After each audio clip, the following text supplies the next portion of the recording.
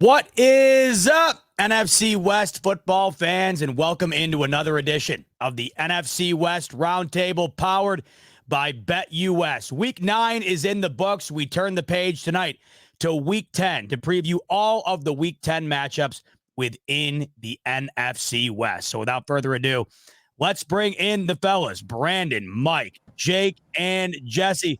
Fellas, we're already at Week 10, and this division could not be tighter. Every single game moving forward is going to matter just as much as the next.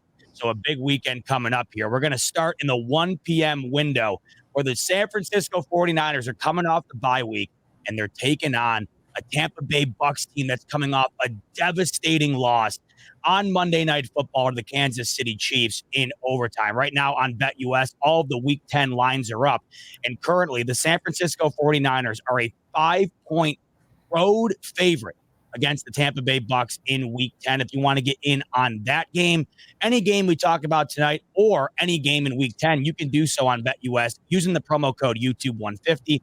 That'll get you a 150% sign-up bonus on your first deposit up to $2,000 and a 125% bonus on your next two deposits after that. All right, fellas, let's dive into it. Brandon, I'll start with you.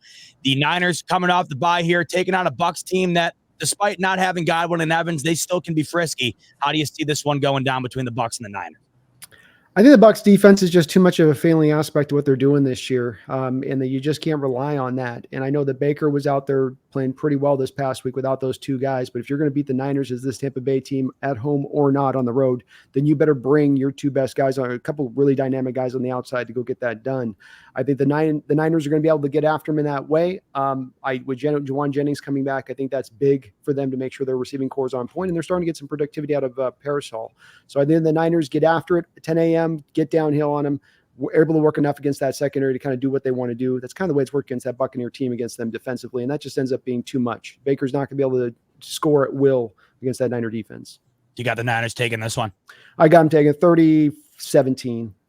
Mike, talk to me. Similar style of thought here. You think Niners are getting it done against the Bucs? Well, I'm curious first. Is CMC playing? Oh, that's a great question. He should be playing. Yeah, he's on track. Well, okay. Well, that ruined my bold take. Look how lucky Jesse is with that. Yeah, maybe, right? We're kind of seeing the Buccaneers right now. Kind of, they started off really hot, but like there's a big hole within that offense with Godwin and Evans being down, and I do feel when CMC. This team runs really good with the San Francisco 49ers. So I'm going to make it short and sweet. See, it's a different team. And I'm so curious to figure out what they're going to look like here when him obviously missing that amount of time. But I do got to go ahead and go over to the San Francisco 49ers. I will actually say 23-17. I think it's going to be a little closer game because somehow the Buccaneers find a way. Their running game is actually pretty good with Irving and with White over there as well. So I would say 23-17, but I still got the 49ers winning. Jake, this whole division's neck and neck, but currently your Rams are 4-4 alongside these Niners. So every game matters, and this one's going to be big for the Niners taking on the Bucs. How do you see it going down? Yeah, I mean, you look at the Buccaneers, they have one game in which that wasn't close, and it was an anomaly game, like the Broncos game. If they played them again, they'd whoop the Broncos, even with all the injuries. But currently speaking, I think because the Buccaneers are banged up, I don't think they're going to win this game. I think they'll keep it close. Buccaneers fans, if they watch this, they're going to hate me. I have them losing another overtime game. That's right. I have the 49ers winning 26-20 in overtime over the Buccaneers. I think this is over for the Buccaneers. I really feel bad for Baker. He's really trying to drag this team kicking and screaming to the playoffs. I don't like it right now. I don't like it for them. I think the 49ers win. And I told you guys, I'm not falling for this. It happens every year. What is it? The last 4 years, the 49ers have started 3-4, whatever, or 3 and I don't buy it. I don't. They're not dead. They're about to make a run. Christian McCaffrey is going to get healthy. The question I have is, will the NFC West have more than one team in the playoffs? Because I think some teams are going to start to kind of come down to earth and maybe fall off a little bit. And you have a team like the Buccaneers who are 4-5 right now. They go down to 4-6. They don't have the tiebreaker against the 49ers. That could be a problem. So I'm going to take the 49ers there, 26-20. I think Christian McCaffrey walk-off touchdown. Jake liked that 26-20 so much, that score so much from his Rams team this past weekend. Ingrained. He did it for the 49ers this upcoming weekend. All right, Jesse, talk to me. Coming off the bye, every game's huge. How do you see it going down for your San Francisco 49ers in week 10? Well, this game is in my backyard. I will be in attendance for sure. And yeah, I respect what the Bucs are doing. I do. I respect Baker Mayfield. I mean, you got to give him some credit. He was battling all night against the Kansas City Chiefs. That is not an easy defense to do that against. Plus, it was raining. He was without arguably his 3 best receivers, and he did his thing. So I respect Baker, but you're talking about a team that lost in overtime on Monday night, down some horses, and they are going to be playing a well-rested San Francisco 49er team that needs a win very, very desperately. I believe the 49ers win this one 30-21, and I hope that they limit CMC's touches. I hope he doesn't come in and just get like 25 touches, which is something Shanahan would do. I hope he stays around 15. They protect him, ease him into things, and hopefully he can get out of this game healthy.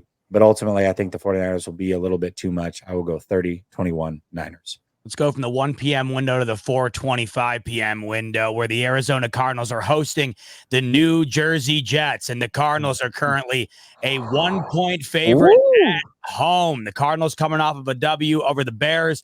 The Jets coming off a Thursday night W over the Houston Texans. The question is, can Mike's Cardinals finally end that Jets season? Brandon, what say you? Yes, I think that they can. The Jets had to pretty much make a deal with the devil to get a victory last week in that game. And that's with CJ Stroud pretty much just inundated with pressure on the constant. And so they're not, it's not clicking in out there. I will tell you, those receivers are dangerous, and Devontae Adams but the Cardinals know who they are. The 49ers have given the Cardinals the way to go on this: run the ball, hammer the ball in this team. It is a good defense, not to say it isn't there, but that's where you're going to make your hay if you're the Cardinals. Stay within your identity. I think they know that. They've showed that last week. They've shown that throughout the season. So I think they're just going to end up just kind of wearing them down throughout the course of the year, and the Jets aren't going to be good enough offensively to be efficient enough to match that, where they're going to have to be really efficient, where that game's going to squish down really quickly with the time of possession with how Cardinals will run the ball. So I'll give the Cardinals the edge. Let's go 21-13, 21-14. Jesse, how about you? How do you see it going down, Cardinals, Jets? Man, I think this is going to be a close game, but the Jets are not as bad as Chicago from the standpoint that they're being torn apart, but that team tried to lose last week against the Texans. They tried really, really hard and weren't able to get it done. Ultimately, the Cardinals just run the ball way too well. They're at home. You got the Jets coming all the way to the West Coast, and I think the Cardinals will be a little bit too much, but I do think it's a razor-thin decision. I'm going to go 24-23 Cardinals to win this game. Jake, Cardinals currently at the top of the division. Will they be there after this upcoming week? I'm going to say no. I really do like what the Cardinals are doing, but this Jets team, make no mistake about it. We saw, the Rams 3-6. We saw the Jaguars 3-7 go to the playoffs. I think the Jets can do it. This AFC, unlike the NFC, where you might not have one team in the NFC West make it, and you could have 4 teams have at least 9 wins. The AFC, you might be able to get in with 9 wins. And I think the Jets know that. Aaron Rodgers has had a passer rating over 100 back-to-back games, first time all year. I think the addition of Devontae Adams is really going to start to happen now, okay?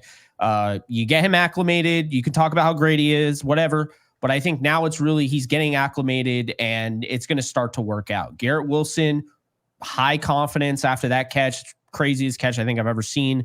Let's be honest here. As long as Malachi Corley just put the ball in the end zone last week, that game was not close. They outplayed the Texans. And I thought that was an impressive win because the Jets simply haven't been able to win games, whether it was on the road or at home.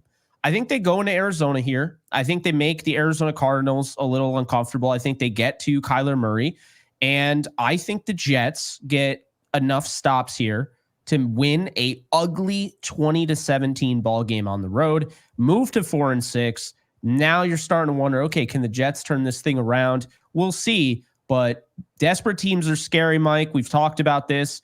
I mean, there was a desperation thing with the Cardinals having to beat the Rams week 2. You just saw them. They came out and just you weren't beating them. Whatever that was, I don't know if you'll see that again, but you weren't beating them. I think in this game, the Jets are kind of that team that really is just clinging on to life. And if they can build off a huge win prime time against the Texans, they could go on a run. I think they are going to go on a run. I have them making the playoffs as the 7th seed. And I think I do. And I think they're going to win against the Cardinals. Mike, talk to Jake for me real quick. Let him know. Would you please talk to him? Jake, you're drunk, man. You're drunk. No, Honestly, no this whole Jets thing, they had a good, impressive win. That's one thing I will give them. They a very good, impressive win. But to come out here and say the Jets are going to stop being the Jets is absolutely outlandish. They're the Jets at the end of the day. I know Aaron Rodgers is hopefully starting to kind of find his groove, and Devontae Adams. We all want it to work so bad because obviously the connection of what we've seen in Green Bay. But I just feel like the Jets are going to just be the goddamn Jets. I think that's what they're going to be. Now, here's what I feel like this game is going to come down to. It's going to be a really good running game. Like they do got Breece Hall over there, but they do not commit to that. I almost kind of feel like they want Aaron Rodgers to be that guy, right? So I feel like the Cardinals are going to be way too much for them. I think we're going to run the ball down their throats. And if that doesn't work, then we're going to unleash Kyler Murray on them because we haven't seen the best of Kyler Murray yet. Well, we haven't. We've seen flashes and glimpses of it here and there. And this might be a game where, hey, they might stop our run. But hey, we also got a mobile running quarterback that we can go in and unleash. We haven't seen the connection between Marvin Harrison Jr. and Kyler Murray last week. But hey, we didn't have to, right? They had 3 good wide receivers versus the Chicago Bears. And we allowed one rookie wide receiver to get over 100. We broke the soul of DJ Moore. And then Keenan Allen couldn't really get anything done very much. Now, obviously, he had Butterfingers a couple times. But I do think that these Arizona Cardinal organization in this team is not too high on themselves and they're not too low. I don't think they're going to find themselves where they're feeling themselves too much culturally. I think they're built within Jonathan Gannon to not think too far ahead. Fans, we can sit to ourselves and say, oh, we can potentially be 6-4. They're not thinking of it that way. They're a hungry team that has no... They know that their backs are up against the ball every single freaking week because this roster is not supposed to compete with everybody else. So this Arizona Cardinal team is going to come out here, and I think they're going to dominate. Maybe not dominate, but I think they're going to win in an impressive fashion. I'm going to say 27-17. The Arizona Cardinals absolutely just run the ball down their throats, and they're just not going to know what to do at the end of the day. It's going to be multiple picks, I would say, from Aaron Rodgers.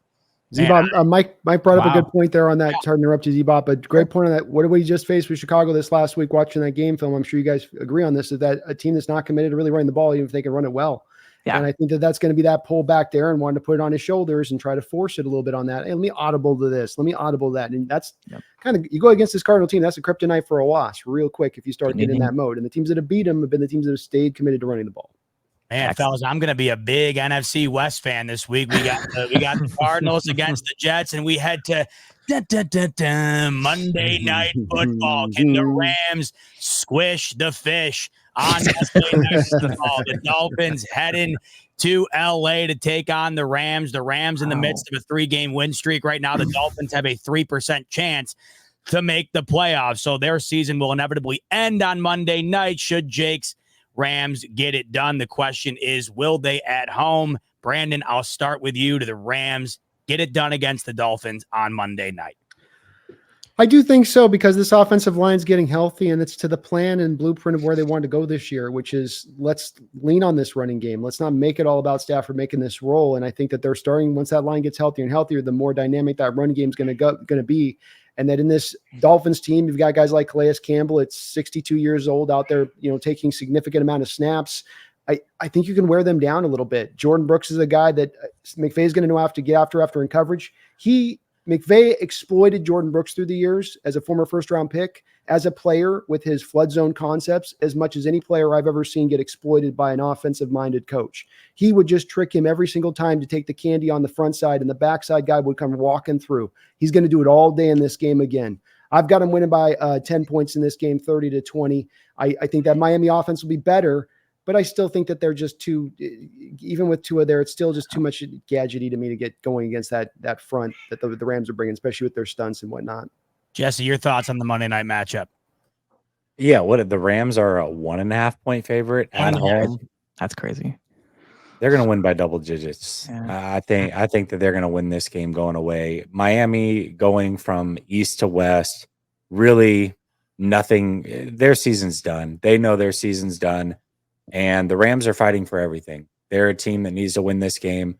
I expect them to do so. I think Tua, Can you guys hear me still at Yes. least? You're Hey, good? it's way too hot, Jesse. Not another hurricane, right? Not another hurricane. That's great. My camera's never done that ever. That's crazy. Your take was Anyways, too hot, man. yeah. It was, dude. It's Good been that Lord. great hot fire. Yeah, I chill just out think there, man. Tua's going to be under fire too much, man, and the Rams are going to be way too much. I'm going to go 30-17 Rams. Mike, 2 weeks ago, your Cardinals took care of the Dolphins. Last week, my Bills took care of the Dolphins. Will this week Jake take care of those Dolphins and his Rams?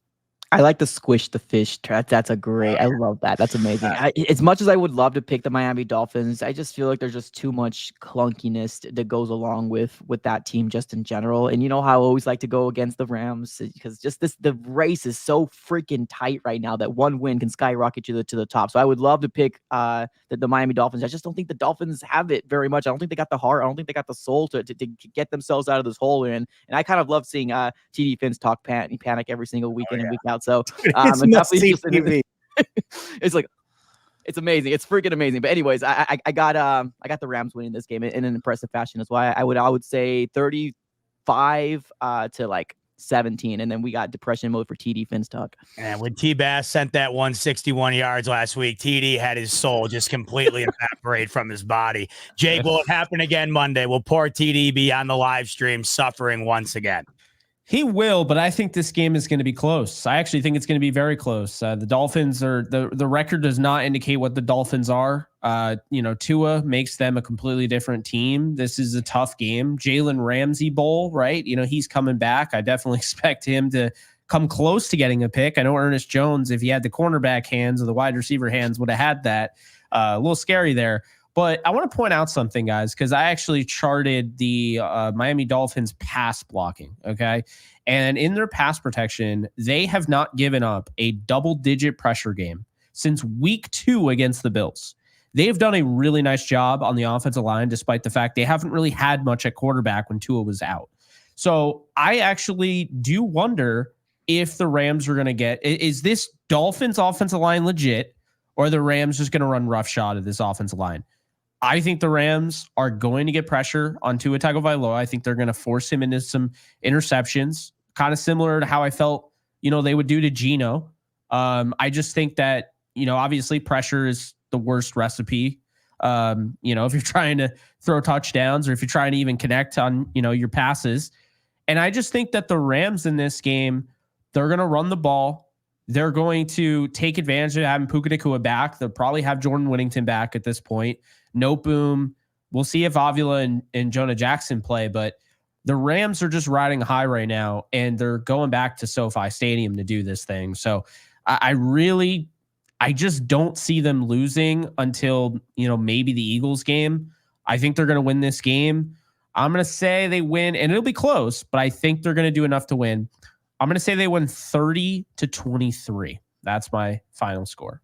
Before we wrap up, Brandon, your Hawks heading into the bye week. When they come out of that bye week, it's 3 divisional games in 4 weeks. Your thoughts on your Hawks taking a 2-game losing streak into the bye? Obviously, with the division being what it is, super tight right now, have to perform coming out of it. Your overall outlook going into the bye, what you expect to see coming out of it?